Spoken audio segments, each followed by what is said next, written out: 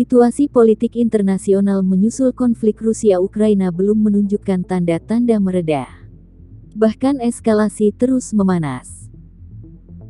Apalagi setelah mendengar pernyataan resmi Duta Besar Rusia untuk PBB di Jenewa, Swiss. Rusia melihat tidak ada keinginan dari pihak Ukraina untuk mencoba menemukan solusi yang sah dan seimbang untuk masalah antara kedua negara, kata Gennady Gatilov, Duta Besar Rusia untuk PBB di Jenewa, dilansir Reuters dari televisi Lebanon dalam sebuah wawancara yang ditayangkan pada Selasa waktu setempat.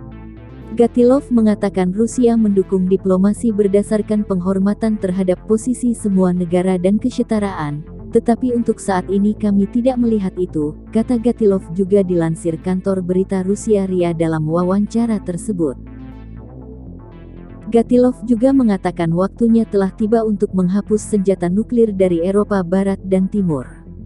Selain Rusia, kekuatan bersenjata nuklir Eropa lainnya adalah Prancis dan Inggris, keduanya anggota NATO bersama dengan Amerika Serikat, yang memiliki sebagian besar persenjataan nuklir aliansi transatlantik dan memiliki pasukan yang ditempatkan di Eropa. Sebelum menginvasi Ukraina, Rusia telah mengajukan tuntutan besar-besaran kepada NATO, bersikeras bahwa mereka membalikkan ekspansi ke timur yang dimulai setelah runtuhnya aliansi militer Pakta Warsawa yang dipimpin komunis Soviet, dan juga berjanji untuk tidak pernah menerima permintaan Ukraina untuk bergabung di NATO.